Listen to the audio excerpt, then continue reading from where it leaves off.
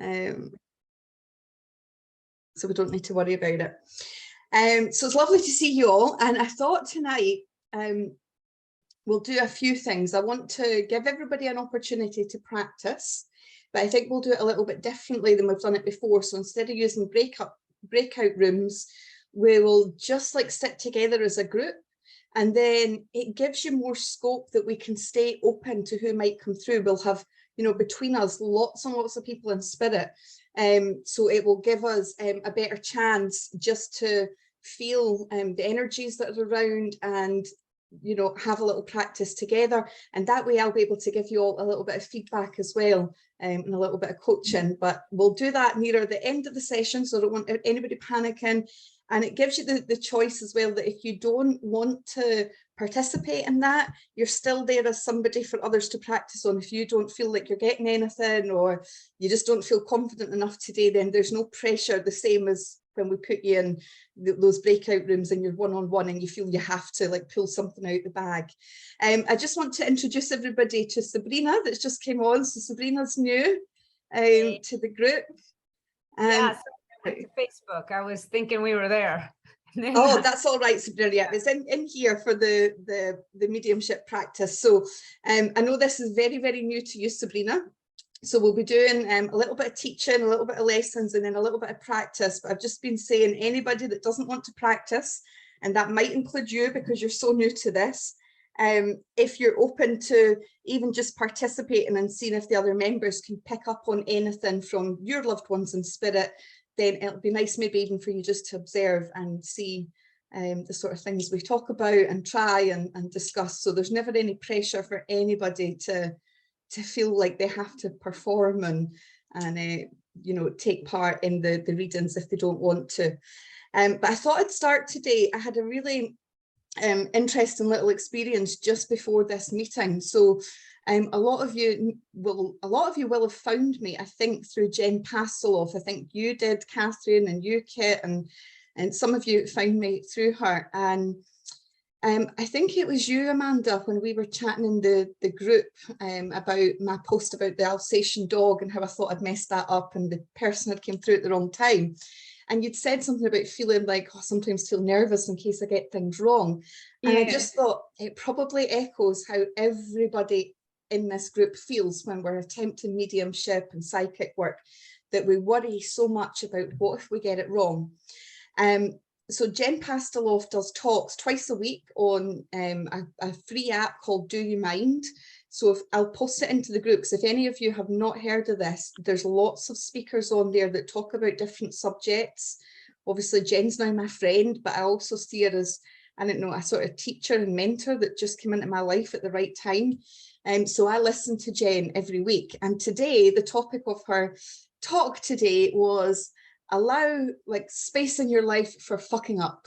And I just thought, yay, great, I'm listening to this because I mess up all the time. And especially in my work, that really is what causes the fear. What if I fuck it up? What if I get it wrong? What if I say something and the person I'm reading for has no idea what I'm talking about, or I pick up on something really ridiculous and I don't want to say it in case I look stupid or I look foolish. And as it turned out, her talk tonight ended up changing direction because I was on there and she noticed me on there, and she used this as an example that when we just allow for things and we really stay open, we allow for magic to enter our lives, and we allow for synchronicities and new pathways to unfold before us, that when we keep ourselves closed in for fear of messing up or being wrong or feeling silly, we close ourselves off to all of those. And so she shared with, you know, everybody she was talking to live about how me and her met, that it was complete random on her Instagram. I think she was supposed to do a talk with somebody and they had cancelled. So she decided just to go on live and ask, does anybody want to come on and speak to me? And I said, I'll talk to you. And I had like 2 minutes to get myself, like, I don't know, I kind of done that with my hair. I run into another room where I had quiet and put my phone on, and then I was live on her Instagram with her. Like, I don't know, I think she has about the same amount of followers on there as I have on Facebook. So it's like 100,000 people. And she didn't know I was a medium, and I didn't know I was going to be going live. And so she shared tonight about how when I came on and said I'm a medium, she instantly like panicked and went into fear and thought, oh, I've never been a medium before. This sort of stuff terrifies me. I'm not sure if I'm open to this. But we had a chat, and then we went offline and I did a reading for her. And she said again tonight, this is a year and a half on after that reading, that reading changed her life. That I gave her information that just blew her mind. There was things I knew. One of the things was I described the house she'd just bought. She hadn't told anybody other than her immediate family that she'd just bought this house. I was able to describe the house, how many bedrooms it has, the garden that was there. And then she said to me that, you know, we got lots of messages from her dad. I hadn't read her autobiography, which you know, I think that had maybe she'd thought maybe Linda will pick up on things that are in my autobiography. And we had this funny little moment where I say, like, I'm really sorry, I know I follow you on Instagram, but I've never bought your book. And she actually recorded that clip and posted it out to her followers, me being like, I've not bought your book. And she said, I don't care. I don't even know who you were until 2 minutes ago. I don't care if you've got my book or not.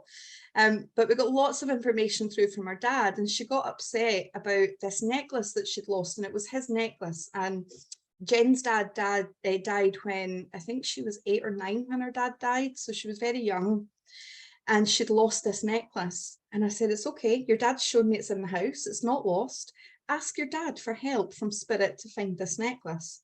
And she found that necklace like 2 days later. She'd lost it for nearly 3 years. This necklace had been missing, and she thought she'd lost it on her travels somewhere.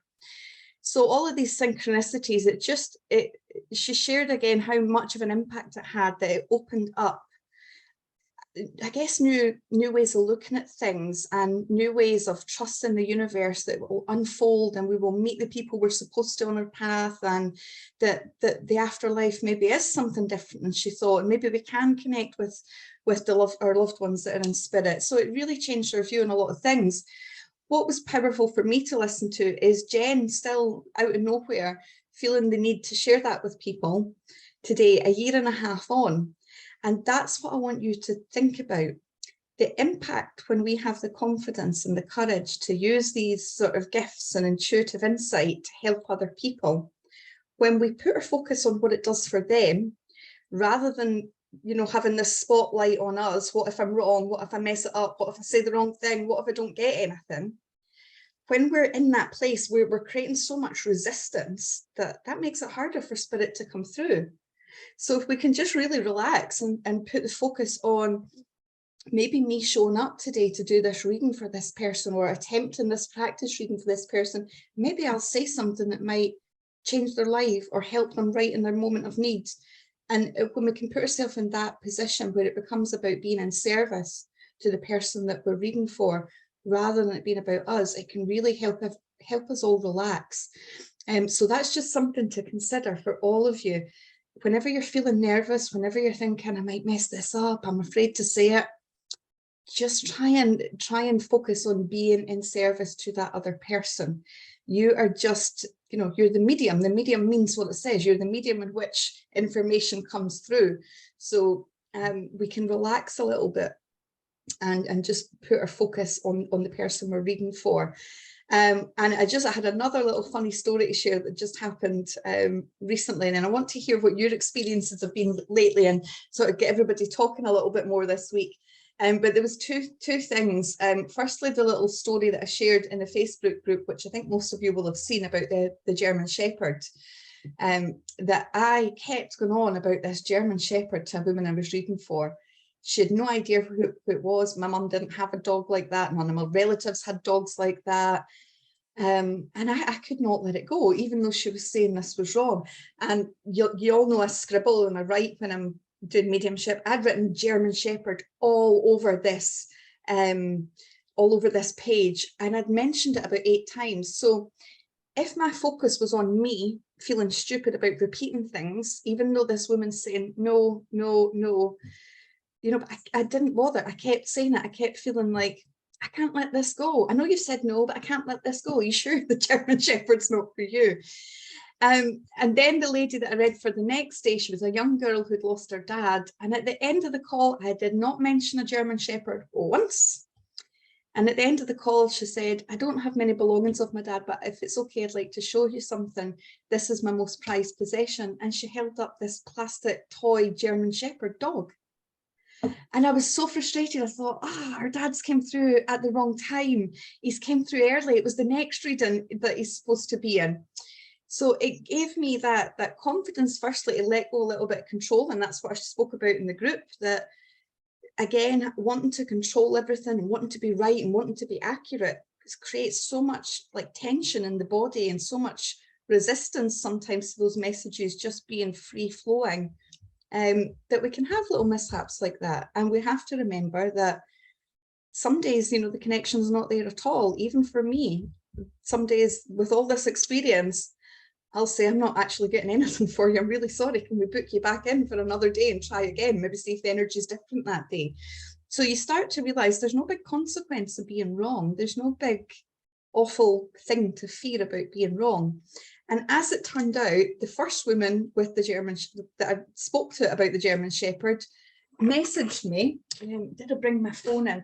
I'm going to hold this up because I've not had a chance to ask her permission to publish it, but I know her and she's lovely, so I'm sure she won't mind. But she sent me on here, where is she? Okay, so she's titled it German Shepherd. I'm going to show you the photos. So this is the first lady that said that German Shepherd dog meant nothing to me. This is the German Shepherd dog and its little grave. The dog's name is Reed, and I'll just read out this little story because it's also another helpful thing for you to all see. She's put, I wanted to share with you that I think I now do understand who the German Shepherd was that came through. We were talking about family members on the other side, and I couldn't think of anyone within the family. But last evening, I walked on a trail that I walk on at least a couple of times a week and came upon these pictures I have included. Last summer, I was sitting on a log at this spot by the wooden sign that says Reed's Rest, and a German Shepherd walked up with its owner, sniffed me and whimpered a few times. The owner said, did you see the sign? This is Reed. It's the place she would give him water on their hike. Just a week later, I sat to rest there, and the sign then included his picture with his death date as a memorial. I had met him just 1 week before he passed. I walk that trail at least 2 to 3 times a week and usually stop there to rest, and I often say hello to Reed, the dog. So it did mean something to her. So it's, again, just an added layer of like a little lesson from spirit. I was feeling frustrated that that had come through in what I thought was the wrong reading, but it turned out it was also meaningful for her. So sometimes we don't know all the story. And what had happened with that woman is a really common phenomena called psychic amnesia. So it quite often happens when people are in a reading and they're getting a reading, they're so focused maybe on thinking, I'd love to speak to my dad, I'd love to connect with my dad, that's who I want to talk to. And then the medium brings a message through from their grandmother, and that's not who they were looking for and who they were expecting. So they're caught off guard. So they say, oh no, I don't think that was her name, or no, I don't think that's what she done. I get this a lot, and then I'll get emails a few days later or a week later saying, I've just realised that actually was my grand's name and she did live there. Or and it's just because they've got such a fixed idea of who they want to speak about. I was trying to find a video. I think it's the medium John Edwards, who's a big known name in America. I watched a video that he did on YouTube about this, and he actually asked a woman in a gallery sort of reading in an audience, he said, I've got reference to 3 children here. Are these 3 children yours, ma'am? And she said, no, I don't have any children. And then it pans back to her about 10 minutes later, and she's got her hand up and says, sorry, I don't know why I said that. I've actually got 3 children, and they're like 19, 21, and 24. I don't know why I forgot I had children there. So sometimes just being caught off guard, not hearing what you're expecting to hear. And I'm sure most of you, like, we'll all have lots of relatives and ancestors and, you know, people that we know, friends and colleagues that have passed. But how many of you, just raise a hand, how many of you, when you go for a reading yourself, have a very fixed idea about who you want to hear from? Because I know I do. I'm always dad. I did years ago, yeah, but Yeah. not now. But not now. Yeah, I think maybe the more you've done readings, Lynn, it does open you up to maybe being open to more and people. I kind of tried to explain that at the beginning of a reading as well, as maybe not who you think's going to come through, but it's who you're needing at this time. Exactly. So we spoke about this a few weeks ago when we were talking about, you know, the language you might need to introduce and how to open up a reading. And that's one of the things that I include at the beginning of a reading. For most people, I'll say with the mediumship, please just stay open to who might come through. You may have a very fixed idea of who you would like to connect to, but it's not a direct line I have here. So when I open myself up to mediumship, anybody that's being connected with you.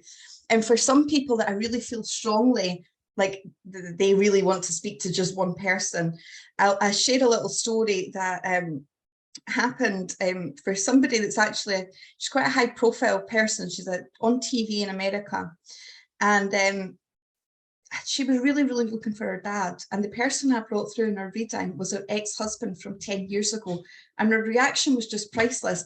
I gave his name and who I thought he was in connection with her. And she looked at me and she went, oh my God, put him back. Like, I don't want to speak to him.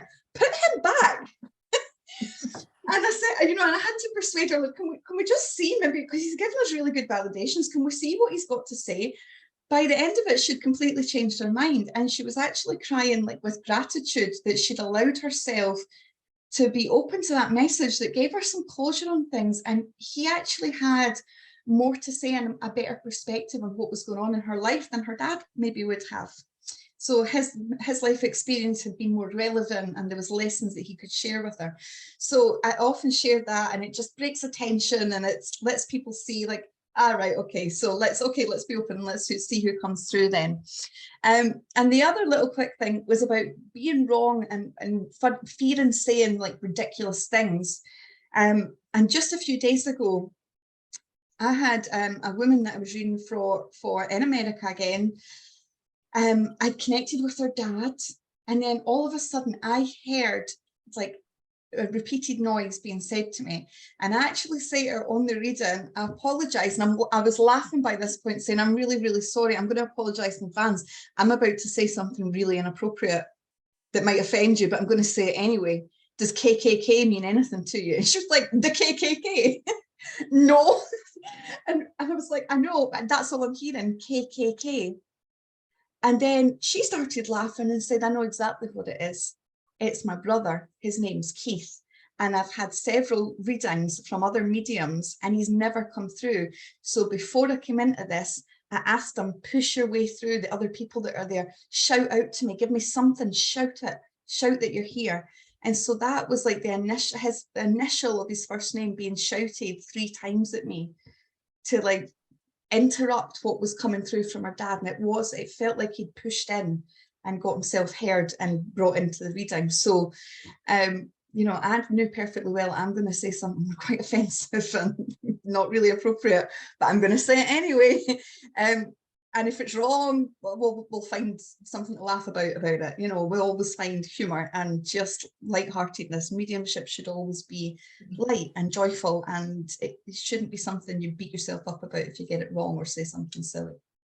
So I hope those little insights give you all a wee bit of confidence to know that even, you know, the amount of readings I do and the level of people I read for and the amount of readings I do and the experience, I still do these daft things. And it's just part of being open and being relaxed about it and not really caring, you know. And if it's wrong, like, well, nothing bad's going to happen. You know, at the most, I've given 1 refund this year, and I think I shared this with you all the last time. 1 refund, I tried twice with a lady. I could not get anything through for her. So I refunded her money. And I got an email, or not an email, a little private message a few weeks later saying, I've just noticed you sent me a refund. There was no need for that. I absolutely loved our time, loved spending time with you. And I really enjoyed it. Please, can you let me know a charity that's important to you that I can donate that refund onto? You know, so even that, the worst that happened is I gave her a refund and a charity benefited from it. It's like, it's no big deal. So I hope that gives all of you a little bit of confidence just to be really open. But I wanted to just see, has anybody had any experiences since we last all got together that they want to share with the group? Anywhere they feel they've developed, anything new, anything weird you want to ask about that's happened or that you've experienced? I know some of you have messaged me privately with little things, and that's okay if you want to keep it privately, that you felt you've got things, but if anybody wants to share in the group, that's also okay. Everybody's being quiet. That's all right then. Yeah, well, you know, I've got something. Oh, yeah.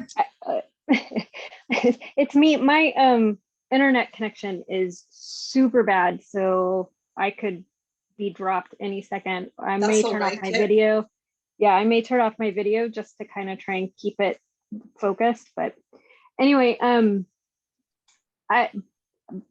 Bonnie, Sarah, and I, from the first group that you had, we've formed kind of a bond, and we have a group text that we just are constantly pinging each other back and forth. And I don't know if you remember this, Linda, but my grandmother left me and my sister these custom diamond necklaces that she had made for us before she passed, and they're custom designed, you know, really special. And the last time I wore it was right before the pandemic to the Christmas party for the company I worked for. And I know for sure that I had it when I took it when I got home, because it was, you know, I'm always real self-conscious about it. And but I didn't think about it for like 2 years until our first meeting. And all of a sudden I started hunting for it, and it wasn't where I thought I'd left it. And I tore my house apart trying to find it. My sister, who is a finder, came over with all of her finders, talismans, and like tore through my bathroom, like horribly tore through my bathroom. I was like, okay, please stop. forget it. And finally I was just distraught, and you guys were all, I said something about it in the meeting, and you guys were all like, "Don't, it'll come back. You just need to let it go. And it's there. And I woke up one morning knowing exactly where it was, which was a place that I had searched a million times before. It was actually the first place I went because I thought I had left it there. But all of a sudden I woke up one morning and I just saw it, like it was clear as day in my head. And I went and I opened the door. I was like, it's not freaking here. I've already checked here. And there it was. And so I took a picture and sent it to the girls. And then like 3 months later, so Bonnie had this dress that she wore that she loved, and she sent a picture of it to us, and she goes, I can't find it. I have no idea where it is. And so I took out my dowsing rods and my pendulum and was like, it's in the house, Bonnie, it's in the house, but it's not in the house. It's not where you think it is. It's like, it's hanging somewhere. And she's like, I'm scared that it accidentally got thrown into a donation box, and then we'll never see it again. And she gave up, and we walked away from it.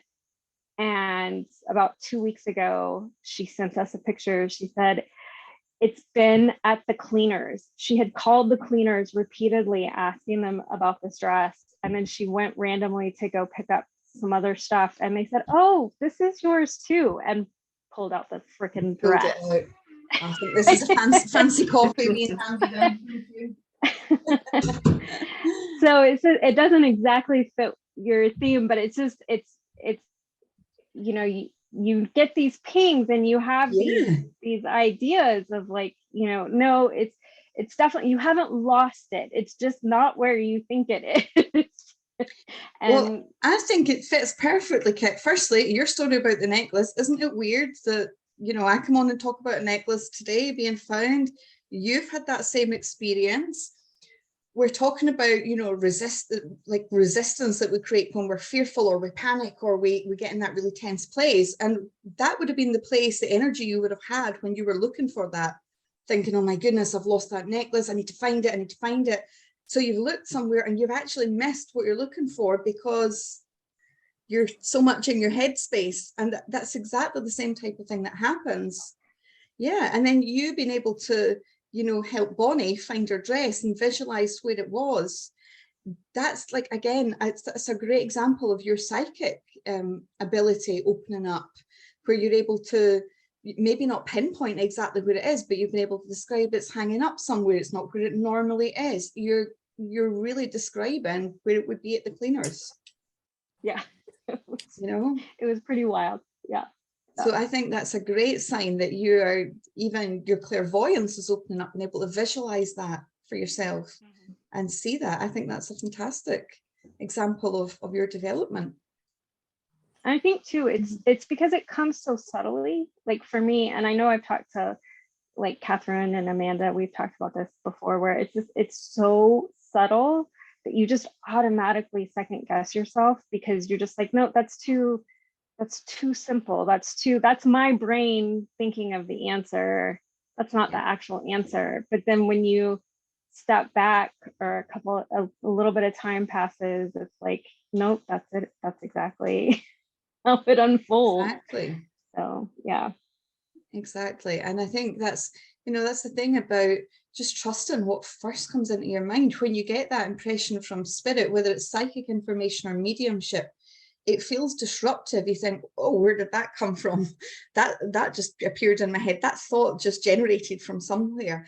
And then if you let your logical mind take over, you'll start to think, I've thought about that myself, or I'm only thinking of this because I've seen something similar the other day. We start to like talk ourselves out of saying the one thing. And I know, like, when we're really in tune and we're really just open, and even when we've got a little bit of support, sometimes just having support when you're developing, having those friendships that you're making within the groups here, and you know, the ones that you've made from the first group, Bonnie, it's lovely to have that. Just that support in itself can help you relax. You know, you've got somebody you can talk about, understands how you perceive the world and these messages. You know, I know Lorna and I we've worked together a lot of times, and the one time that springs to mind, Lorna, is right after Angela. Yeah, exactly. Yeah. I'll share that little story, but we had when we were working in the spiritual cafe together, one of the other mediums that we work with actually died on the way to work in a car accident, and we worked with her 19-year-old son as well, who's also a medium. So we closed the shop that day, but we came the next day to work, and you know, me and Lorna and the rest of the staff were just really distraught. We'd lost our friend, our colleague. We're there trying to support our son, who was only 19 and had just lost his mum. So on that day, me and Lorna didn't really feel like we could do mediumship, but you still have to be there in service to other people who are grieving or who are having difficulty.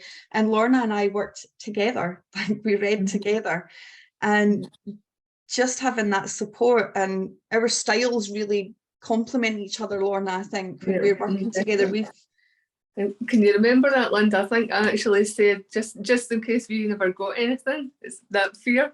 Yeah, I was like, we've lost a friend, blah blah blah, and I think the lady was like really overwhelmed that we were actually there and working. And I remember she was expecting, and can you remember weeks and weeks later, we got a card, a thank you card, and flowers. Flowers that she brought in.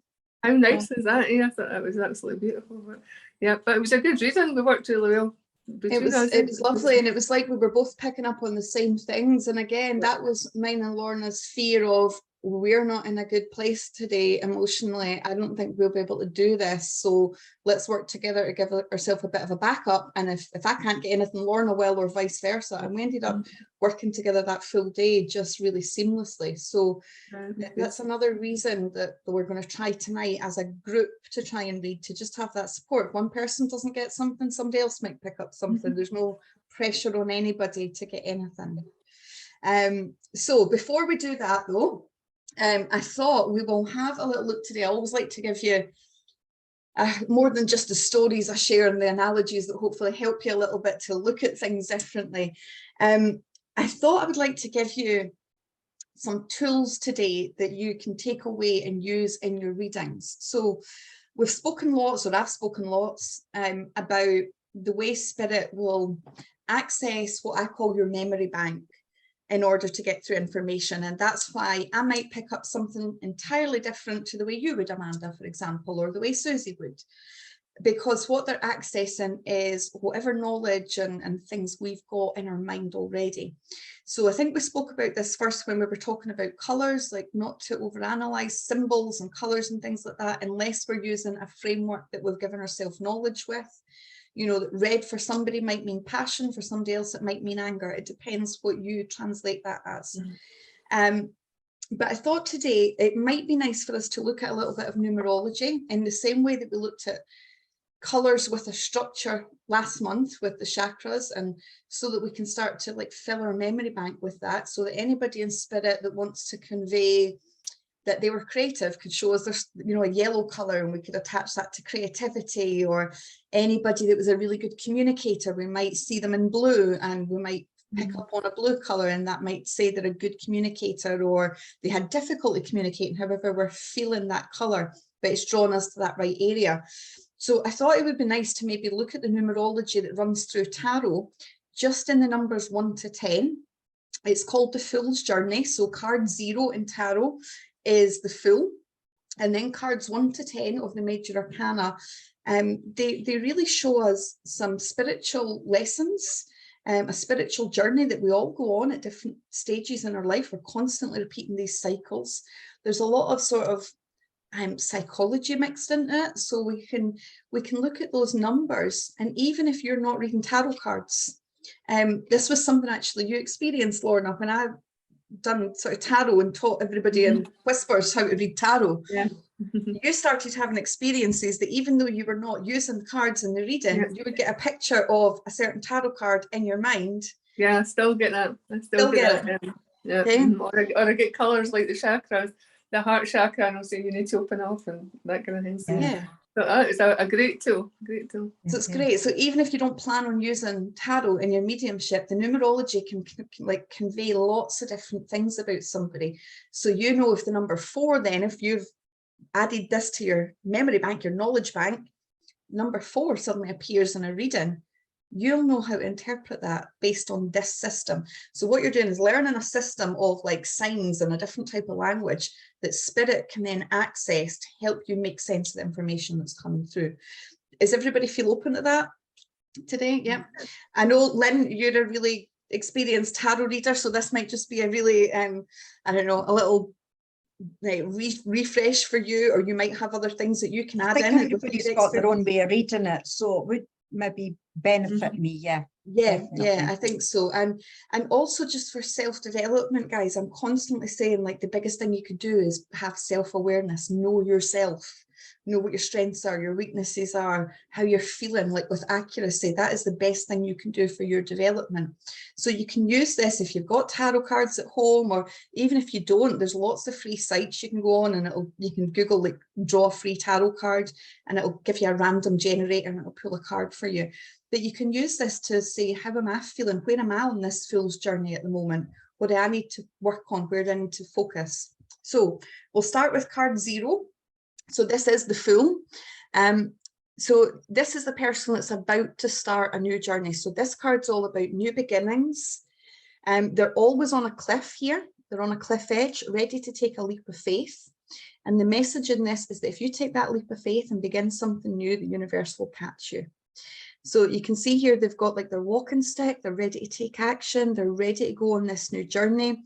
It's quite hard to show you here with more ring lights, but no matter what deck you use, there's always a couple of things that are symbolic here that again might come through to you in what you pick up on in your mind or in your mind's eye. They have a white rose, which symbolizes innocence and purity, which is, you know, not holding on to expectations. I'm going to begin something with complete innocence, the way a child would start their, you know, first day at a new class. I might make friends, I might meet new people. It's not about what if I'm wrong, what if I don't like it, what if I fail. So that innocence. There's a little dog with them. Where is he here? I think, oh, the little dog's really like sitting on their hip there. It's normally at their feet. The little dog represents people in spirit being with you, or spirit guides being with you on that journey. So to remind you, you're not alone. And they've got a red feather in the top of their hat, which shows like determination and passion. I always think of it like the wind is with you, you know, like the wind's blowing behind you, you've got this feather, you're going to see it, the wind's going to carry you forward in life, so we can go with ease and with flow. And lastly, they have just a little bag with all their things in it to remind us that what we need to get through life is not always the big flashy things that we're chasing, the bigger house, the bigger car, the better job, the holidays. It's just how we feel about ourselves and the people that we care about and the knowledge. So we don't need a lot to begin again. So the 0 is the new beginning. I want you to think of this, if any of you are taking notes, new beginnings, leap of faith. These are the words you want to think. Trust in the power of new beginnings. Then as we go on that journey, the first person or the first card that the Fool comes across is number 1, which is the Magician. And this is all about being inspired, finding magic. The magician, if you think of a magician, they conjure things out of thin air. So this is where we're like taken by surprise. We've set off on this new journey and we're starting to see things that we didn't know existed before. We're going down a new path where we're finding inspiration all over the place with new people we're meeting, new things that we're seeing, new ideas that are coming to us as we're walking. So the magician has all the 4 suits of tarot. So he has the wands, the swords, the cups. What's the other one? I've forgotten it. Wands, swords, cups, and pentacles. So he has all these tools, and it's reminding him that everything you need is at your disposal. You've got everything within you to create magic in your life. So this for me is the card of getting inspired. The ones are all about feeling inspired, new ideas, new thoughts, new situations. Then the 2s, once we've got that inspired, you know, these new ideas, these new thoughts, we reach the 2, which is the High Priestess. So this is all about decision making. It's really easy to remember. The 2s, do I want this or that? Do I want to go that way or this way? That's what we want to think of when we see the 2s. So if you think about anything, when you're starting something new, even maybe when you were opening up to, you know, spiritual concepts or exploring mediumship and psychic work, you might have had, you know, begin again. A lot of you have had some sort of awakening, some sort of experience that's changed your perception on life, and you want to go off and explore that. So you'll start to think, oh, I'm gonna be inspired. I'm gonna look at other mediums. We're gonna look at other people that have had readings. I'm gonna buy a tarot deck. I'm gonna do all this thing. We start to open ourselves up to inspiration, and then we get this decision-making point. What do I want to learn? Is it tarot? Is it mediumship? Is it energy healing? What is it I'm feeling drawn to? But with this card, the High Priestess, she's always in between these 2 pillars, and they've got the initials B and J on them. This is not her deciding if it's like BJ night in her household or anything like that, guys. This is the 2 pillars are the bronze pillars that are believed to have been outside King Solomon's temple. So the 2 pillars were made of bronze. One was called Boaz and the other one was called Jachin. I think it's actually pronounced Yakin in the way it would have been said then. It's, you know, the King Solomon's tomb was in Jerusalem. And these pillars, people entered these pillars going into the temple to pray, to ask for forgiveness, to let go of their sins. And these were believed to be hollow. And people were asked, you know, you can leave your belongings in there. You can leave metaphorically the things that you're burdened by, the things that are weighing you down, the things that are troubling you. And then when you exit the temple after you've, you know, spoken to God or the angels or the universe, whoever people are going in there to connect with, you can decide on your way back out if you want to pick up those weights again, or if you just want to leave them there. So it's a huge important part of the decision-making process. It's not always about what do we want, where do we want to go, which route do we want to take, what do we want to have. It's also about what do I want to put down, what have I had enough of, what am I ready to surrender, what do I not want to take forward with me. So it's a really important thing when you're thinking of these. If you get the number 2 come up either through your cards or in a reading, that's what you want to maybe guide people towards, not about what do they want to bring into their life, but what are they ready to surrender?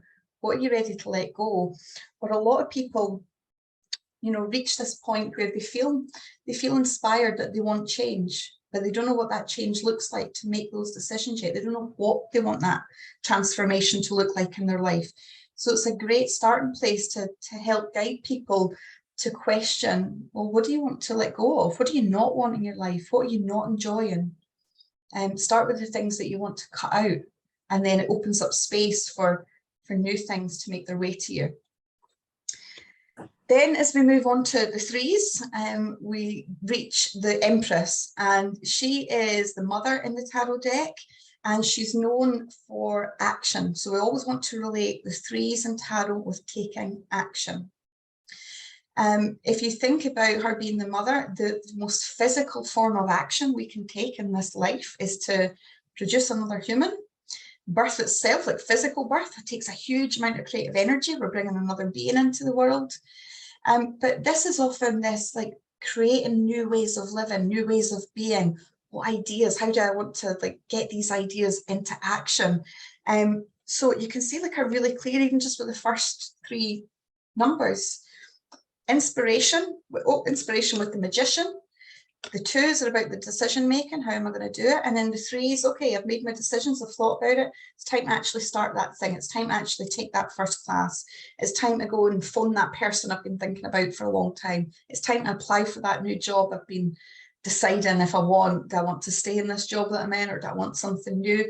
So even just those three numbers, guys, without even looking at the rest, give you some real basis to help guide people that might be at these different stages in their life. Because a mediumship reading, generally people are always looking for sort of psychic and mediumship work together.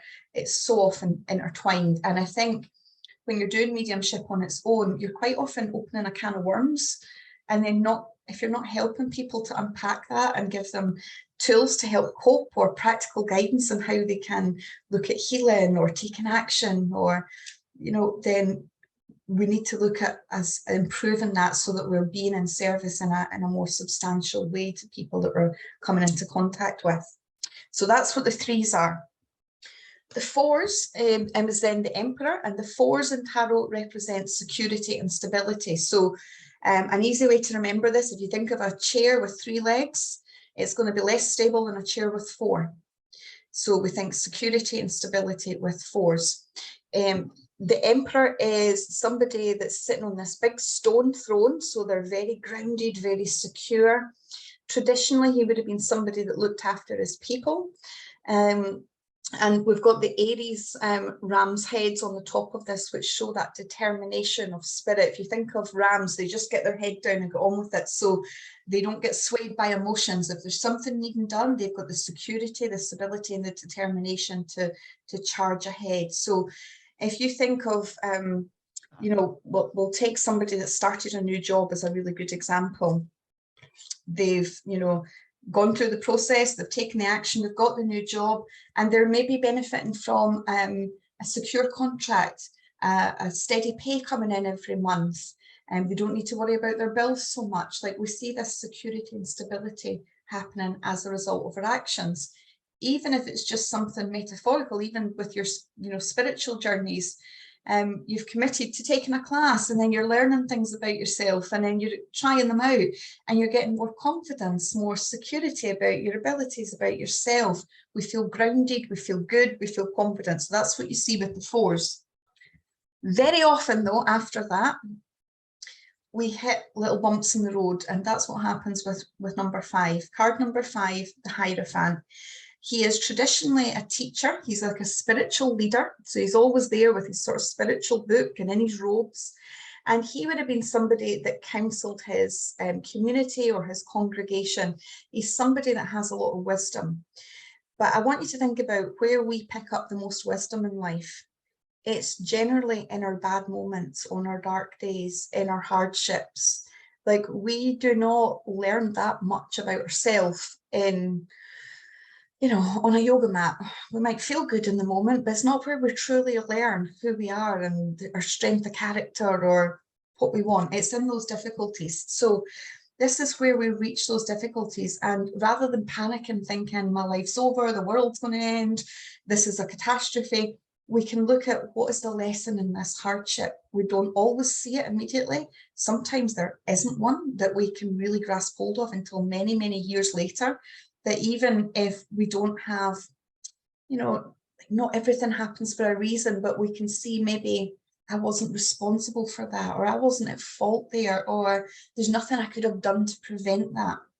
We learn something from it. So with this, I always want you to think of this as something as temporary, and it's more negative. It's something like we take a dip in life, we take a decline. If you think about the way we write number 5 in Roman numerology, we write the letter V, and it sort of perfectly illustrates that little dip down. We hit rock bottom, but we can rise back up from it through integrating the lessons we've learned. Then from that, we're looking at healing. How do we pull ourselves back up from that low point? So then we get the sixes. So the sixes card's the lover's card, but it doesn't generally only relate to romantic connections. It can be love in any form.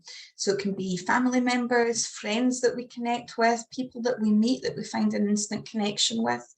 But most importantly, the first place love needs to be found is within yourself. So without getting all gushy on everybody, self-love and kindness and compassion is the way to lift yourself out of that, because it generally doesn't matter what that problem is. When we're in hardship, one of the first things we do is try and find where we've went wrong. This is really important working in mediumship. That low point often happens when somebody loses someone close to them. One of the first things we do is load ourselves with survivor's guilt. It doesn't matter the scenario, doesn't matter the connection. If only I could have been there before, if only I'd checked in on them, if only I'd taken them to the doctors, if only they had moved in with me and I could have cared for them better, if only, if only, if only. We start to look at ourselves to blame. So survivor's guilt is a huge thing you will all come across no matter what the relationship is. So self-compassion, when you find that coming up in a reading, think of the sixes, self-compassion. How can you encourage that person to be kinder to themselves, to speak of themselves and think of themselves more lovingly? It's often where guilt is. Yes, Sabrina. Do these typically go like in a cyclical manner? Or do people kind of weave? Okay. And this is a business question. Yeah. Do people ever, I'm thinking of what you're saying, and you were actually my first psychic to ever meet, ever. I mean, you guys don't even know, like 6 months ago, that was so secular until spiritual landed on me. And I was like, oh, what was that? Okay. So, but from because I'm naturally a pragmatic person. So as you're saying this, I'm imagining somebody that might come to a reading and it be like given to them, you know, from a fire hydrant, basically.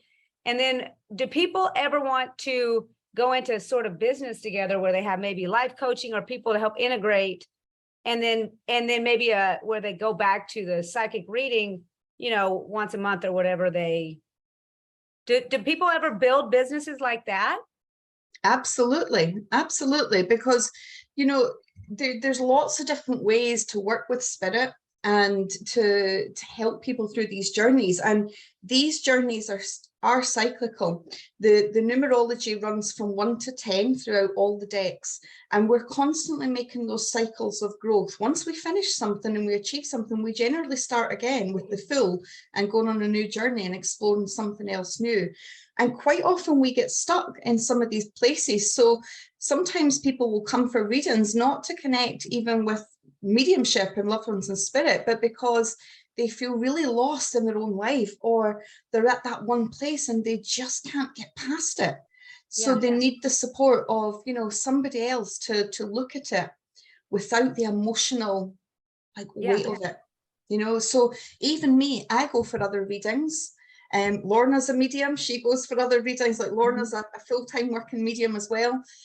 Lynn, you work full-time as a medium and a reader. You will also go for other readings. Sometimes it's hard to see where we're at in that journey for ourselves because it's so emotionally laden and we can't find a way out, and we need somebody else to help support us and untangle those. So there's lots of people combine that. And life coaching is something I definitely bring into mine. I used to say to people, my mediumship was like a combination of mediumship and life guidance, because for me, I found it really difficult to bring up subjects and bring up insight into people's life or their emotions without giving them some kind of tools to help them cope. Like, I just used to question, am I really being in service in that way? You know? And I think it's a lot of a guidance and support and counselling as top of your mediumship, definitely. Absolutely, then, Lynn. I think so. I think you know, over and above, some people definitely get stuck in these places. I've got a client just now, and you know, this is somebody that I have ended up really feeling like I need to be in service too. So this is something, you know, we've spoken before a little bit about what it looks like to create a business like this, and a lot of people feel like, oh, I can't, and maybe I shouldn't be taking money for using my spiritual gifts. But if we're going to, you know, be helping people to the scale that we want to, or the scale that we're able to, you know, it doesn't put food in the fridge. We get burnt out. We burn out as people if we're giving away too much.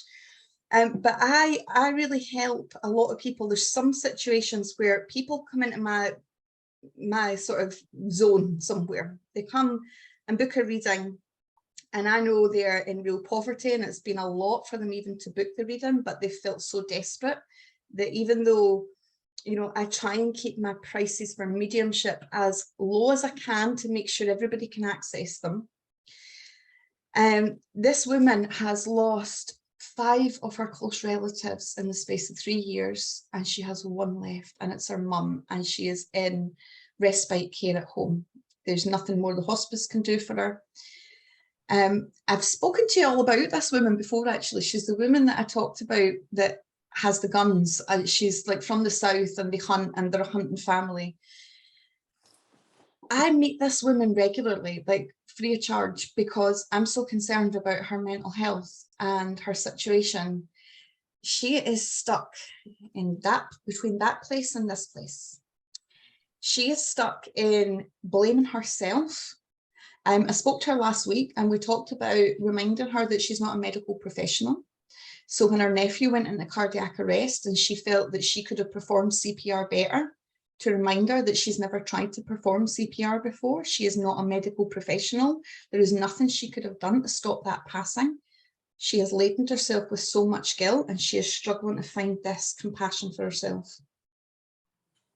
So my worry is, this lady's, her mum is dying. There's no, you know, getting away from that. Her mum is on respite care. My worry is, what is this woman going to do when she's left on her own and she has guns in the house? Like, I can't sleep some nights thinking about this lady.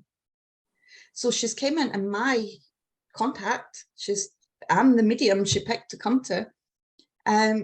So I check in on her all the time. I'm constantly sending her little messages. Hi, how's your day going? How are you doing? Send me some photos. Did you see the sunrise? Have you been anywhere nice? Have you, you know, what have you been doing this week? Because I want to make sure she's there to reply back to me, and I am trying desperately hard to guide her towards this.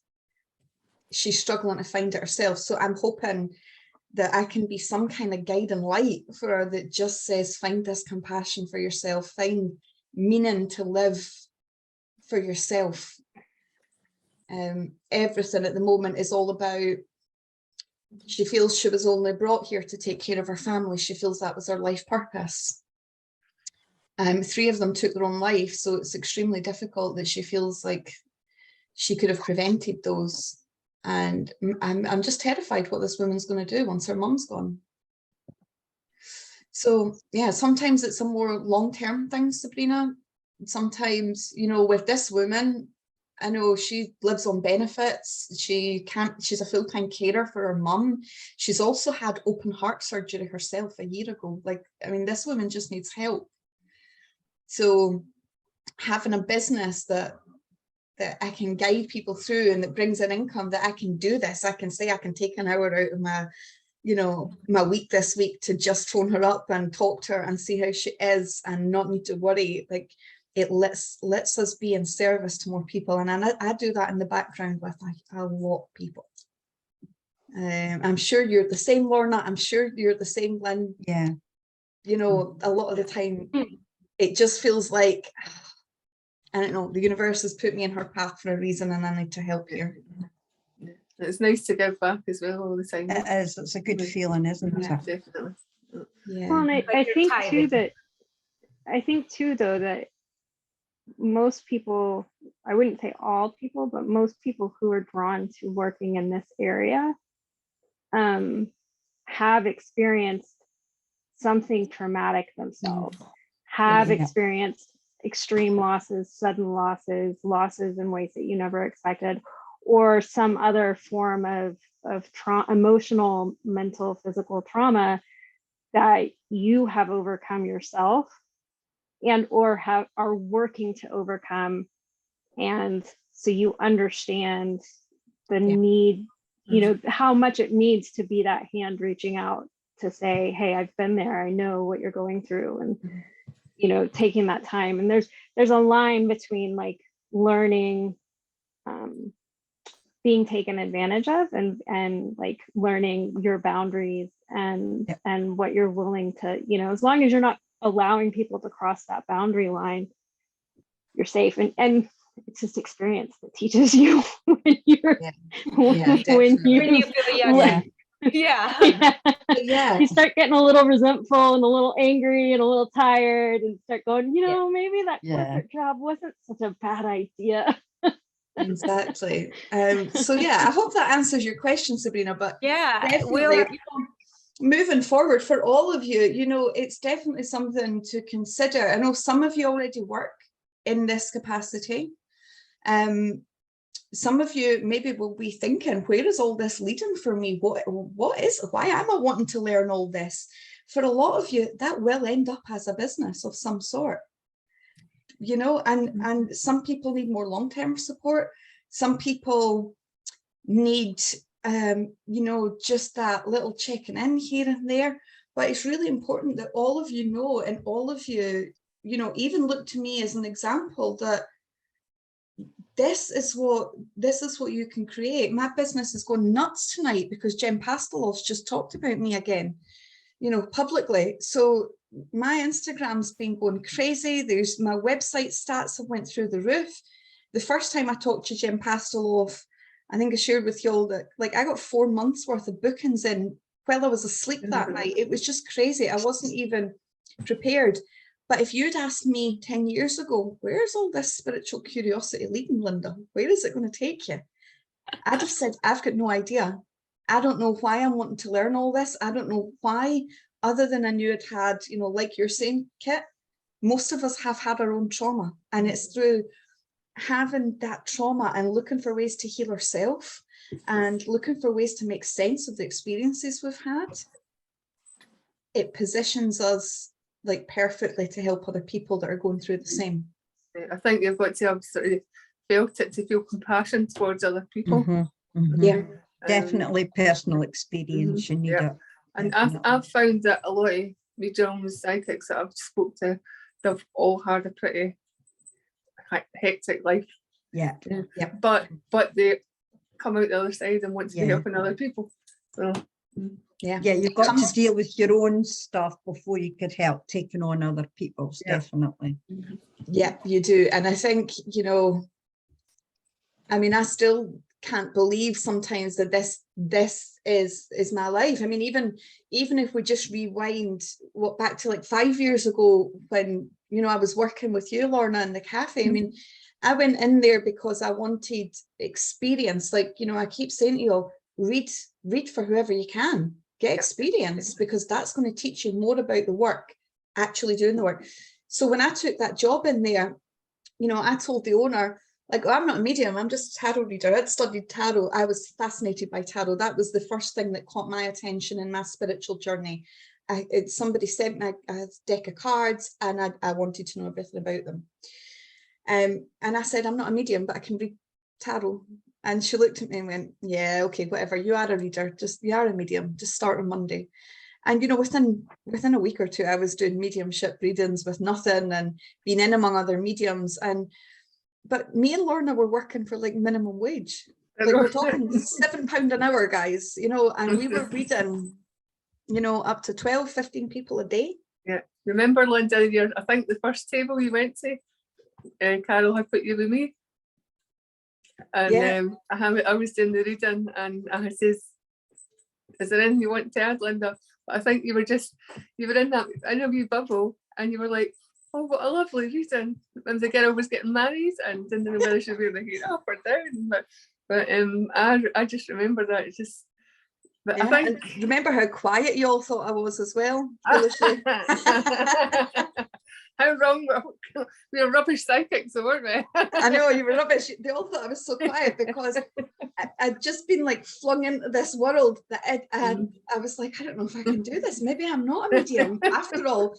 Like, maybe this was the wrong move. Like, I was sort of paralyzed before, so I was super quiet. The first 2 weeks, I didn't speak. See, within a month, everybody was like, don't put me next to Linda to read because she's so loud. She talks all the time. Oh dear. They were the days. That was good training for us, Linda. It was like really good training because we were meeting all types of people walking off the street. You have no idea who they are, but that persistence, you know, it doesn't happen overnight. So when you are all thinking about careers, you know, I've done this, you know, for quite a long time now, and I had the gift, I suppose, of having my huge Facebook page that I'd been building over the years anyway. So I had, you know, an audience of 124,000 people there. That's a lot of people that I can speak to, that I can put myself in front of without even people like Jen Pasteloff, you know, sharing me with their audience. But this is possible for everybody. I did not know where this was going, but it's there for all of you. If you want to build a business out of this and you're passionate about helping people and you want to do it in a way that creates the lifestyle that you want for yourself and for your family, I believe that as ambassadors for spirit, the more courageous we are in saying, I'll put myself in that role, I'll be an ambassador for spirit, I'll help a lot of people, then, you know, you'll be rewarded financially with whatever you need to make that happen at whatever level you want to work at. As most of you know, I'm just quite ambitious. So, you know, I had said from a very like early point, hey, if I'm doing this, I want to be one of the best at doing this. If I'm doing this, why can't I read for celebrities like other mediums read for celebrities? What's the difference between them and me? Like, I was always curious about that, and always like, and it is just curiosity, self-inquiry. What makes that medium that's on the TV any different from me, or any different from you, Lorna, or you, Lynn, or, you know, or you, Susie, or any of you? Because we're all bringing through the same information. So that side of it's just ambition, you know, business acumen. What do you want to make of that for yourself? You know, and for you, Lynn, I think we first met when I was doing the sort of spiritual business coaching, because I was really passionate about, I felt there was a missing link there. So it's something for you all to consider, for those of you that are thinking you would like to explore how this might shape into a business for you moving forward. I really felt there was a huge gap between spiritual work and business acumen. I've seen so many talented people working themselves into the ground, burning out because they were afraid to charge for their services, or they didn't know how to market themselves, or, you know. And so I was always getting people, yeah, lead with your heart, but bring your brain into the conversation, get that business mind activating from a place of compassion. The bigger you can create a success for yourself, the more people you can help. That's the way I always seen it. If I was going to help, how can I help on a big scale? How can I reach a lot of people? So that comes with time, with confidence, with trying things, with really feeling confident about who you are. You know, I wouldn't tell people I was a medium 8 years ago. I was terrified to tell people I was a medium. You know, I didn't know what the response would be. So I was hiding, and I wasn't like confidently declaring who I was to the world. So all of that comes, but it's available to all of you. None of you are any different from me, guys. I grew up in a very working class family, grew up in poverty. Even my early adulthood, I was homeless at 21, a single parent. I had my daughter at 19. I was homeless by 21. You can make what you want of your life with your gifts, your talents, whether they're spiritual, whether you're a good singer, whether you're somebody that's good at marketing. Like, if your gifts lie here though, so that's where you use that and you make the most of what you have to create a life for yourself. Linda. Yes. When are you going to publish your book? Well, do you know, it's been spoke about a lot again, Lorna. A man messaged me the other week. I'd been talking again to one of the writers. I've shared with you all before, one of the writers of the series True Blood. So she was one of the writers that was involved in writing that, and it was one of my favorite TV series. And she's been really like supportive and saying, Linda, get your story published. I want to read your book. Like, this will make a great TV show. Get that book done. So it's been on my mind a lot again, Lorna. And it's so funny when you start thinking about things for yourself. Even this conversation tonight, even though we've sort of abandoned the numerology for now and we're talking about this, I wonder how many of you will get approached by people who know you're opening up to sort of spiritual gifts and say, can I get a wee reading from you? Would you do a practice reading on me? Like, the minute we set those intentions in our mind, things happen. So this random man messaged me, Lorna, and said, are you an author? He'd found my Facebook page. So I replied saying, not yet, but that's the plan. Like, I'm going to at least give this energy of having this confidence. Your answer was yes. Yeah, Yes. like, yeah, I've just not written it all yet. So yeah, but I mean, even that, Lorna, you'll know that from me. You know, I went to a Hay House Writers workshop. I did have my manuscript reviewed by Michelle Pilley, the Hay House UK managing director. I got excellent feedback, but her advice was to self-publish, that it would be more beneficial or more profitable rather for me to self-publish because of the size of audience I have on social media. At the time I done that, that was 4 years ago, I had a larger social media following than Hay House themselves. So they were looking at me being like, why do you want us to publish your book? You've already got a huge audience, go and publish it yourself and get it out there, you get a lot more money. But I wanted the support. Again, Sabrina, goes back to that. I probably could write the book and publish it myself, but I wasn't I wanted support around me to help me do that. I wanted editors. I wanted people to tell me what I was to do, how to design a cover, how to, I don't know, I was just unsure of how to do it all. Yeah. But how many of you feel that are here that haven't started this? How many of you are already thinking this is part of your life purpose, this is part of your calling, that this will shape up to be some sort of business for you? Yeah. My brain is going, I'll save it, but, and my arms tingle. I don't know what, it's the weirdest thing. Yeah. So weird, right? I mean, I guess it's all weird to me, but cool. It's all weird when it's new, but it soon becomes your norm. You know, it soon becomes like, this is just how life is. But yeah, all of you, you know, keep remembering that. Like, I don't ever look at anybody and think, oh, I can't possibly have what they have or achieve what they have. I always look and think, God, they've achieved that and they're no different from me. So keep that in mind when you're looking at my business, and you know, and you're hearing me talk about me reading for people all the time and high profile clients. I wasn't always reading for high profile clients, you know, but that was part of my ambition. I really wanted to, and I was thinking, why am I not getting celebrities? I'm just that good. Like, it's just about having confidence in yourself. Lorna's just as good. Lorna, this is a nudge for you to build up that confidence. I have to tell you something now, right? Get out of my head. You'll laugh, because I've been offered a few times before for doing public speaking and platform. I've been approached by somebody that I read. I can't remember the reading, because you know what it's like when you read so many different people, to do a live audience questions and answers podcast for, you know, the old church in Bathgate there. And I was like, yeah, I'll do it. Then the following morning I'm like, oh shit.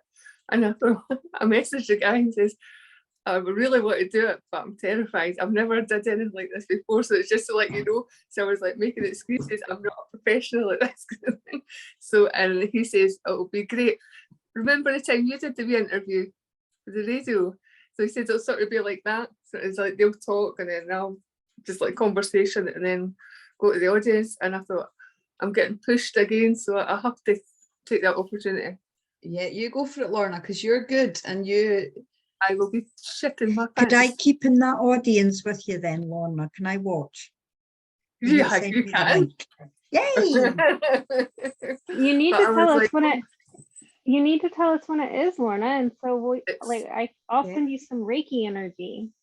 oh yeah, I love doing my Yeah, Reiki. we could all, yeah, I would Yeah. certainly do that, yeah. It's the first of October. So, oh, and the guy says that the church is a 120-year-old building. He said, did I mention? So I was like, oh, but terrified, but I have to go for it. Yeah, Mhm. you go for it, Lorna. Take that next step. Just really trust yourself, Yeah. because Yeah. you know, so often we just compare ourselves too much to other people. And I just had a wee memory there looking at you, Lynn, when you spoke. I think the first time we actually met, I don't know if we actually met, but we were in the same place. Yeah, I we think- did. We found that out later on. We did, we didn't found it out because we both showed up in the same photograph. They could put online. I'm like, there's Lynn. But this was, it was a medium from Glasgow, Uh-huh. Lauren, oh, I've forgotten her Robertson. surname. Robertson. Lauren Robertson. And Lauren does have a book by Hay House. Yeah, And she does. That meeting ended up taking me to that Hay House event. She'd asked beforehand if anybody, she does a bit of like spiritual coaching, so life coaching as well as the mediumship. And she'd asked for questions beforehand if anybody wanted to come up on stage. So of course, ambitious me is like, I'm wanting on that stage. And I'm naturally shy, guys, but when it comes to knowing what I'm good at and wanting to achieve something or be the best as I can at something, it's an integrity thing for me. I want to be the best that I can be at something. So I went up on that stage and I had asked Lauren a different question when I'd written it in advance. And I got up on the stage with Lauren and she said, so do you want to ask me your question, or have you got a different question you actually want to ask me? And I was like, you're a good medium. I've actually got a different question. How did you get your Hay House book published? Because I want to know. And I just asked her outright, how did you get that? Because I don't see myself as being any different from you. So where do I start that journey? And it doesn't mean because somebody else has it, you can't have it. There's plenty of room for everybody to have success. Mm-hmm. So that's how that started with, me meeting Lauren, and I ended up, everything lined up, and I ended up going down to this Hay House writers workshop in Bristol just a few months later. So, you open yourself up. So where you can't imagine how you would form a business or where you would get your clients, or, it doesn't all need to make sense to begin with. You just need to keep pursuing it and it will unfold, and you stay open, you stay relaxed, and you stay building that inner confidence that says, I'm good at this. I might be really shit at other things. All of you know I'm really shit at my admin. That doesn't mean I'm a bad medium. I'm confident about my mediumship, and I'm confident about what I want to do with it and how many people I want to help. But it doesn't mean I'm good at everything. My mother will tell you I'm terrible at housework and, organization, but it doesn't matter. Have confidence in the things that you're good at. And every single one of you here is drawn to this work for a reason. I really don't believe you're drawn to this work unless you're capable of performing it. People that are not this way inclined, they wouldn't even be curious about this type of work. True. They just wouldn't be. So yeah, ask those questions in the Facebook group about businesses, about getting started. You all know I've got like years of experience coaching spiritual entrepreneurs on the business side of things. If you need to access some of that information from me, how do I start? How do I grow my Facebook page? How do I get an audience? Where do I find my first clients? I've got a huge backlog of material that I could be sharing in that Facebook group with you all, if that's an area of interest that you're all wanting to develop a little bit further. So I'll get some of that. You're all nodding, so I'll get some of that looked out from my Please. computer and added into the group for you all to access as part of this sort of support here. Because you've all got the potential. You just don't need to know how it all unfolds. You just keep pursuing it. So are we all okay? We'll always do this. We've got sidetracked and we're going to totally run out of time to do maybe practice, but would you rather spend sort of 10-15 minutes doing a practice, or do you want to know the rest of the cards 7, 8, 9 and 10, which is going to be most beneficial to you all just now? I would like somebody to read me.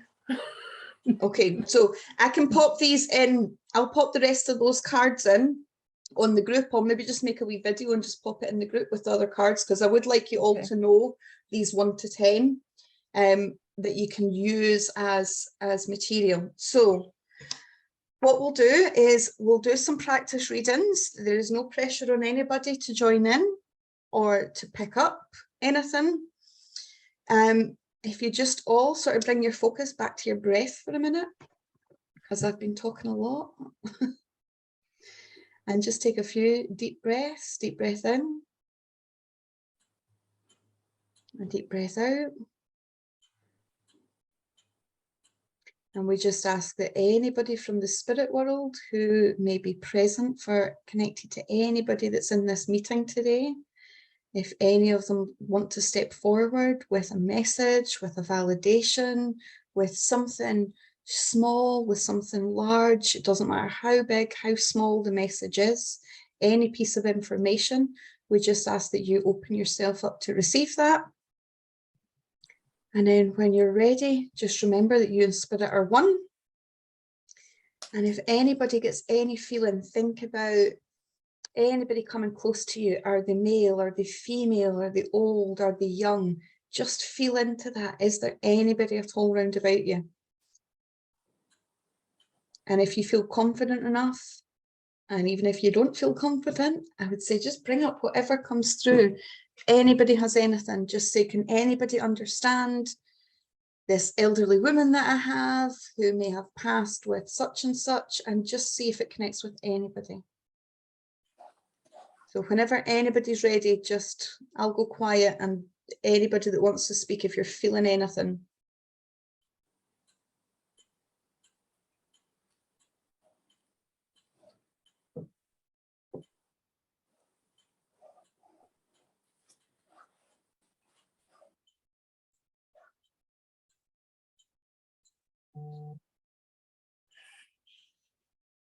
Okay, Catherine. I got the image of a green frog for you. I feel like this has come through before for me when I think I wrote on one of your pictures something about that. But like while you were talking and we were breathing, literally I got this like cute little green frog. Green frog.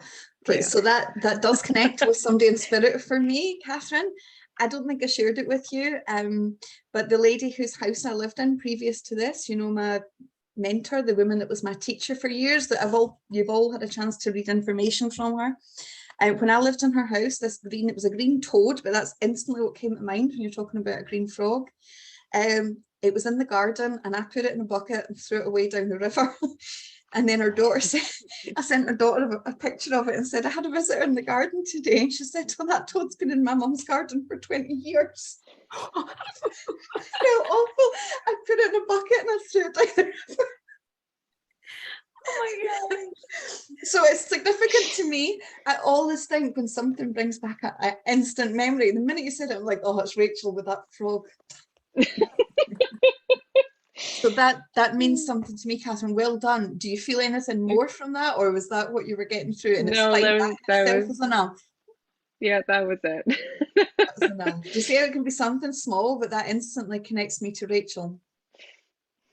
I took your advice on the last time we were here and started to doodle earlier on. And I know you mentioned the name Keith, but I kept getting the name Keith and I kept getting the K as well. And then I got, that looks like a little man, but it was actually a stand. I felt like somebody had to be standing tall. And then when Lorna, you said that you were been invited to do something, I felt like it was related to you. You have to stand tall. You have to stand your own ground, and you have to stand tall.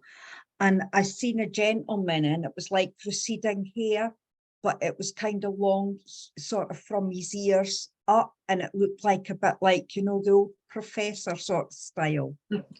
But he was still trying to keep his hair, although it was receding. Can you take that, gentleman?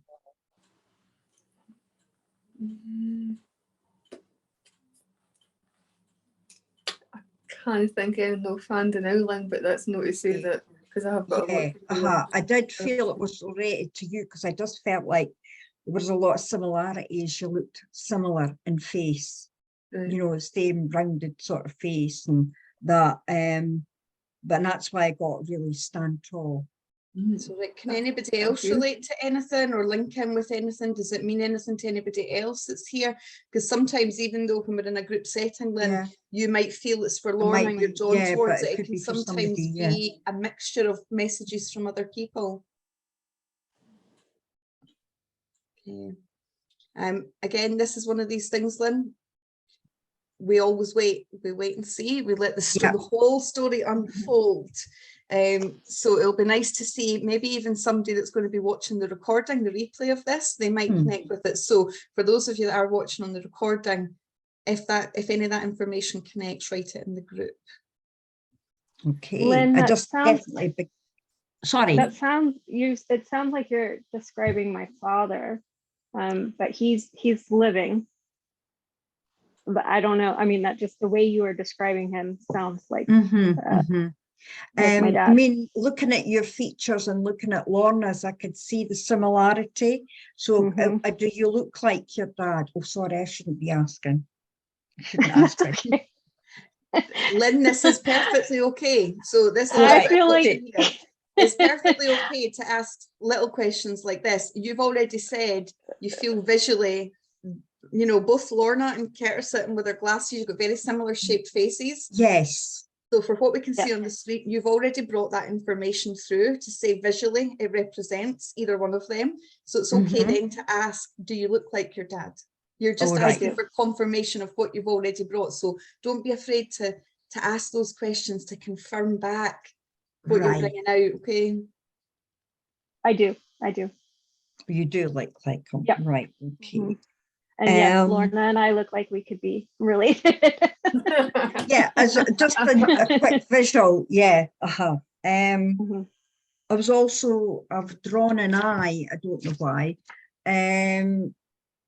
Maybe you've to, all right, I'm getting told like just to keep a lookout for something. Keep your eyes opened. I'm hearing, keep your eyes opened and your ears peeled. Okay. Is this for me, Lynn, or for Kit? No, I think it could be for other dad. If she's describing her dad, maybe it could be that it could be like his dad. Or sometimes when I've done readings like this, it's usually somebody that's got dementia. So they're not, although they're living, they're not here in spirit, if you know what I'm meaning. My dad is young and healthy. His dad has passed and had ALS when he passed.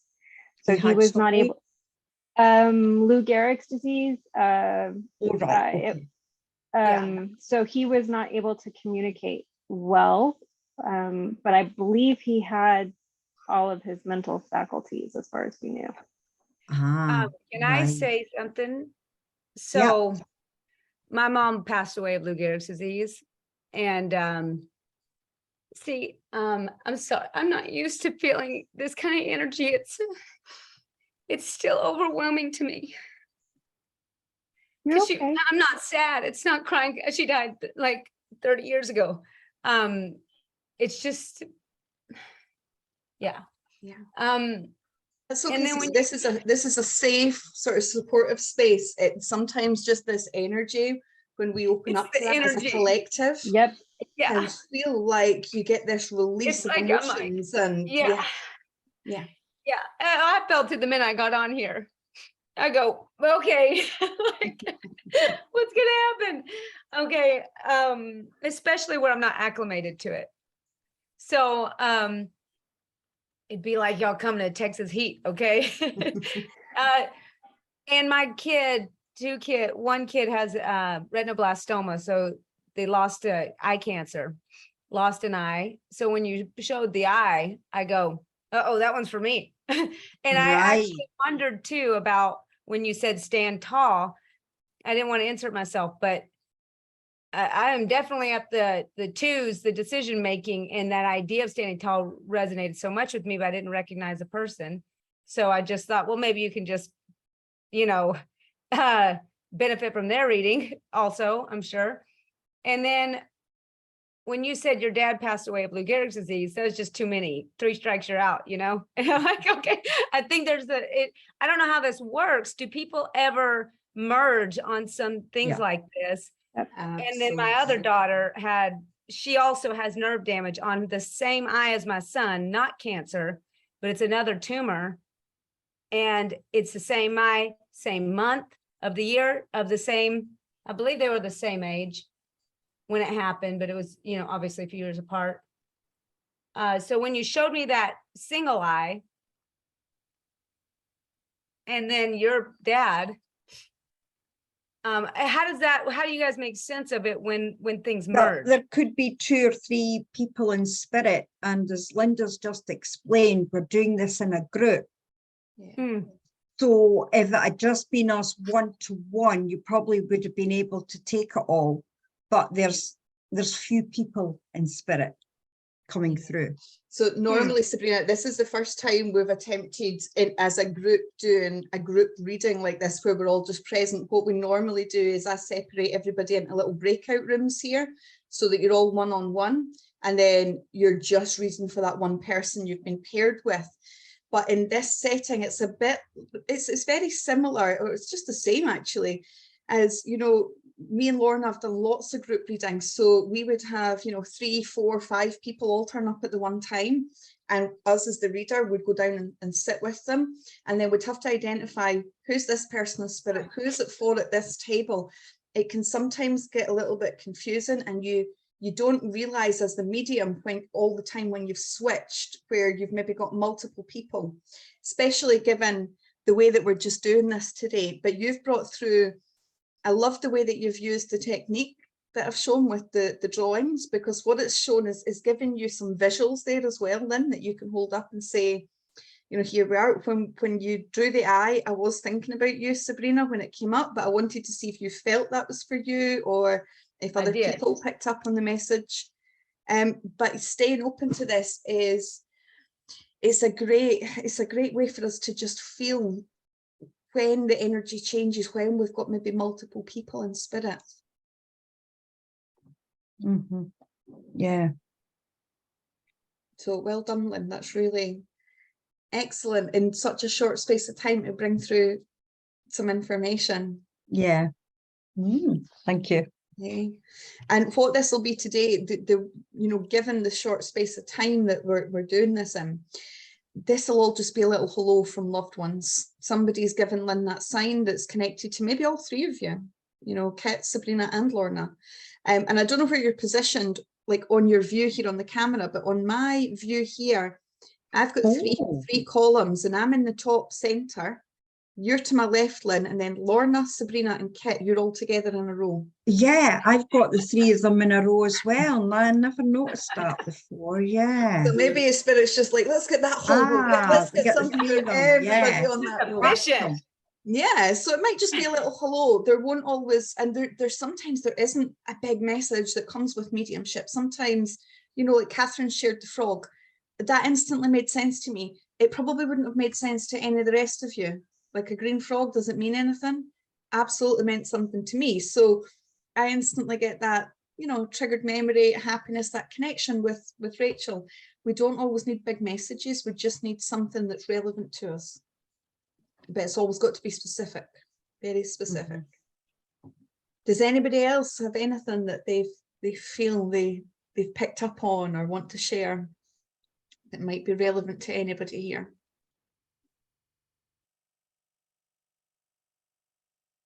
And again, it doesn't need I just keep getting a song, Linda. It's my usual. Buffalo Soldier. Okay. I know the words to that is something about in the heart of America. Okay. So I don't know if anybody understands it, but I'm getting shown like old times. What is showing me? They show me Doris Day film Calamity Jane. So they show me like that kind of era. Okay. Does that mean anything to anybody at all? As crazy as it sounds. No. no. I'm looking right at you, Kit, for For that some reason, message. for some reason, I'm feeling like this is for Sarah, who's not on. Who's not here? Maybe. Mhm. What Right. I've been getting this whole time is who's gonna speak first. I knew Catherine had something to say before Catherine said something. I knew Lynn had something to say before Lynn said something. Amanda's got something to say. So I'm not picking up anything. I'm just picking up on you guys. And I really think, Lorna, what you're saying is gonna connect with Sarah. Right. So Because I Sis just keep. will be watching this on replay, Lorna, so she'll be watching the recording, Yeah. so she can give you some feedback. But I want to connect property, like moving property with this person as well. I'm getting religion as in keeping the faith as well. So that's what I'm getting. Just keep getting over and over and over and over. Perfect. What about you, Amanda? Have you got anything? And it's okay if you don't. I don't want to put you on the spot, but I can see your face down there in the bottom. She wants to. I kind of felt like somebody kind of stepped into my nest. Kind of felt it was a man. It's possibly in his 70s. I felt like anxious feeling in my stomach, or like a nauseous kind of feeling. He had like salt and pepper hair, possibly bald. He had like a blue jumper on. A feeling of a businessman by the way he was dressed. I don't think that would be naturally the way he would dress. I feel a feeling of like a necklace, like a male's necklace, gold necklace, and a wedding ring. Also felt a bit of heart palpitations and possibly passed away due to cancer. And I also got the name Jim and Betty, but I could be completely wrong. And possibly smoke a pipe, and the feeling was of support and that he's around. Can anybody take that? No. Okay. Okay. I don't think anybody can take all of that, but I just want to say, like, that was a fantastic example of really feeling into what you're feeling, Amanda, even down to the detail of the blue jumper and the names. That for me says, like, hey, Amanda, you're on the right path here with this. We spoke earlier about it doesn't matter if the information doesn't land. Where you're going to progress is having the confidence to say it out loud. So that was really, like, really lovely listening to that, actually, the way you brought that whole thing through. It might mean something to somebody later on if nobody can pick it up here just now, or it might mean something to anybody that's going to be watching it on replay. But if you... Oh, and you did it with a kid in the room. That's amazing. Extra points for Amanda. Thank you. Sorry, just came in. Susie, you're on but not on camera. I just want to make sure we're not leaving you out. Hello. Hi. No, I've got little ones getting ready for bed as well, so I didn't want to I haven't got anything specifically. I've just, this whole time I've been listening to you guys, by the way. I've been trying to, there's bits that everyone's been saying that I'm like, I could take that, but I'm not completely sure it's for me. So some of it might make sense, but I'm not good with the groups as well. I find it quite overwhelming. I'm more kind of one-on-one, but this whole time I've just been sat and my right arm has just been absolutely boiling since we've come on tonight, and I've been trying to pick up on who it is and I can't get anything from it. So I'm just listening and learning tonight, and just sort of tuning in, and it's been great. But yeah, I'm not getting anything specific, so that's all right, Susie. And there's never any pressure to, sometimes it is. Sometimes you'll just feel actually tonight, I feel like I'm going to benefit more just from sitting back and observing and listening and just absorbing everything that's coming through. Other nights you'll feel like I've got stuff to say. Okay, is anybody else got anything more they want to try and bring through? I could Amanda. Yep. for the right arm, Susie. I could hardly hear Amanda. Right. Yeah, I think there's a she little said she bit of a could- problem with your microphone. You can Oh, take right. you can take the information with the right arm, or Yes. I would give more, but I can't get anything from it. But I've just been sat and my right arm is just boiling because my right hand is freezing, but my arm is boiling. If you want to connect with me one-on-one, you can reach out on the group. But as I said, in group situations, I struggle because I get so much at once. It's a bit too much, and I'm still learning to deal with that. it's hard, Susie. I think it's hard. It does feel overwhelming, and it's hard to untangle the messages and like hear really clearly and zone in what you're feeling. So different to working one-to-one. And that's why I've always put you one-to-one before. But tonight I thought, let's try something different and just see what happens. More for tonight. The reason I did this tonight, just so you all know why we didn't do the one-on-one ones tonight, was because I was talking about fear. And I know that for a lot of you, this will be like, oh my God, everybody else is going to listen to what I'm going to bring through. And what if I say something and nobody connects? There's a heightened level of fear, and you've all participated. You've all listened in. You've all, if you've not given something, you've given feedback. So like that was more what it was about tonight. It's never about whether the information is right or wrong, or whether the information means somebody to somebody here. It's about having that practice to just say something. You'll always learn more from saying something, even if it's completely wrong, than saying, I don't get anything. So even the fact, Susie, you're saying this, oh, this is overwhelming for me. That's something, that's an awareness about yourself that you've got, that, hey, at the moment, I think I'm best practicing in these one-to-one sessions, you know, in one-to-one readings with people. That's where that energy is building for you, where you're getting more detail, and you'll know when the time's right, where you think, I'm feeling really confident with those one-to-ones now. It's time to push myself a little bit, and I think I can handle group settings now. You know, and it is a very different feel. I mean, Lorna and I used to do a lot of one-to-one sessions in the cafe, a lot of group sessions, but we've also done like events where we've turned up, and, you know, I'm trying to think, that last one we done, Lorna, was at that woman's house that does the fundraiser every year. I don't know if you were there or not. She's in East Whitburn. It was maybe Stephen. I went. Stephen. But there was about 80 people at this like big fancy party in this lady's house that she does every year, like this Women's Day that she holds to raise money. And you're essentially just one after the other reading. Some of them come in twos and in threes. The energy feels like overwhelming with that amount of people in the one place, all waiting for readings. It feels like, you know, it's something you get accustomed to, but it used to feel to me like I'm struggling to hear. I used to constantly do this with my ears. Like, God, it's so noisy in here. But energetically noisy is what I meant. But I used to like be constantly touching my ears in those situations. So this has been good practice for everybody tonight. And even though it's only been a little bit of time, I don't think you would all cope with a full hour of let's do group readings, because it's like this, it is overwhelming and you say one or two things. So I will post the rest of the meanings for these numerology, the 1 to 10. So we'll do the other part in the group this week. So you've got that knowledge, and I'll probably just do a refresher actually for all of them for everybody in the group. But remember, that's what it's for. It's not so that you necessarily need to use tarot cards, but, you know, doing these group readings, for example, or a reading for somebody individually, you might feel like, oh, I've got a lady coming through, she's this age, I think this is why she passed. And then in your mind, you might just be thinking like, two. This person had a lot of decisions to make before they passed, or maybe the message is about the twos that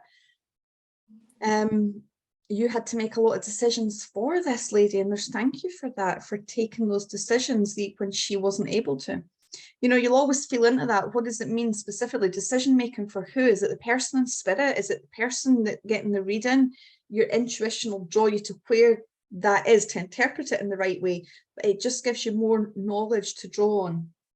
And sometimes that's what we need, is knowing that we've got this knowledge in reserve, so that we're not going to be on the spot with somebody and do a practice reading and then dry up and have nothing at all to say, because we can start like, okay, let's just feel I'm not getting anything. Let's feel what number I feel is relevant for that person.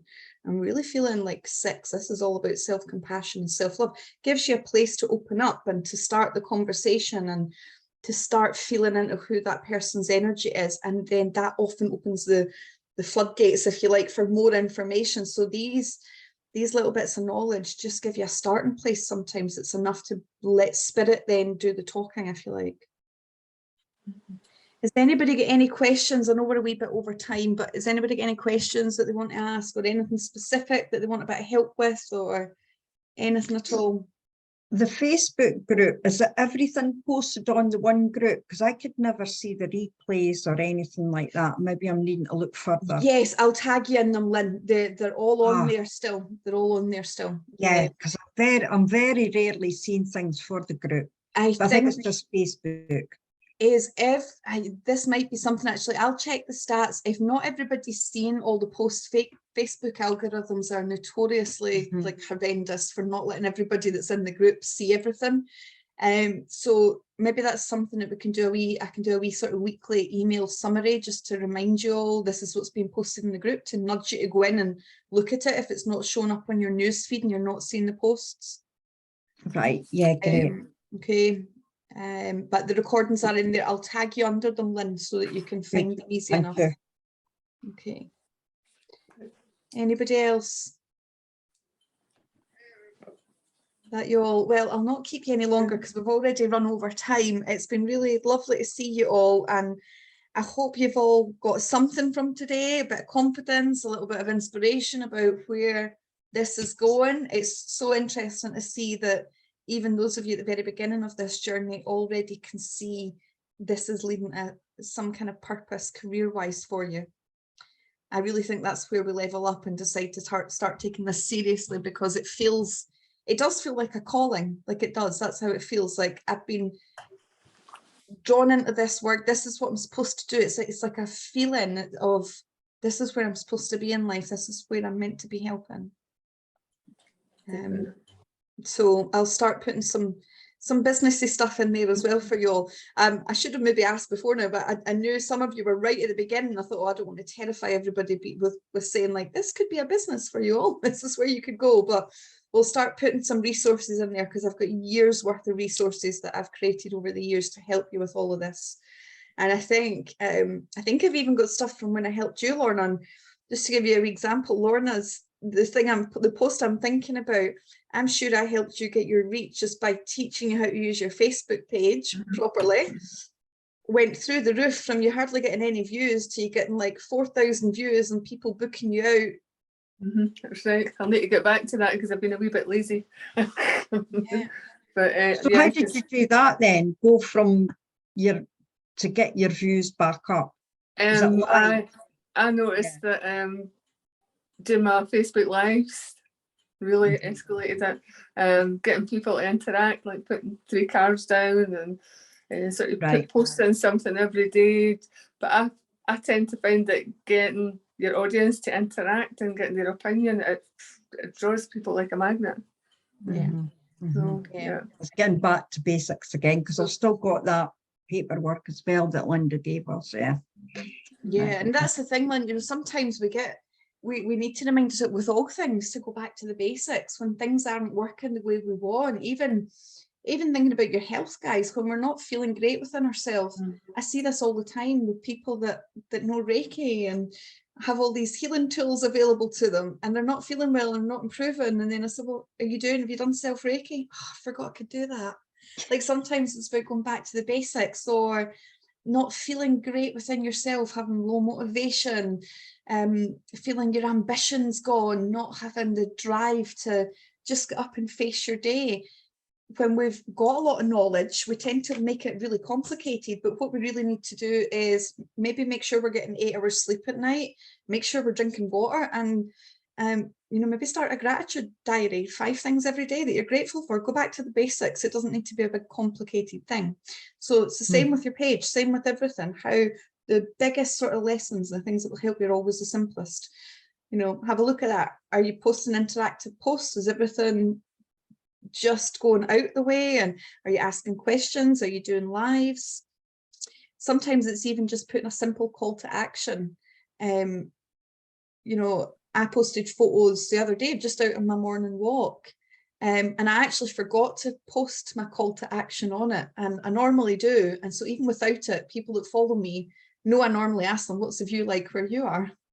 So I posted pictures on my morning walk. Here's me at the river, have a lovely day. And people, if you look at the comments, people are saying, here's my sunrise in Virginia, here's what it's like in Florida today. And they're posting their pictures, so that gets engagement up. And that simple little post of me sharing pictures in my river walk, it's got over 1,000 likes, and I think it's been seen by something like 65,000 people. Wow.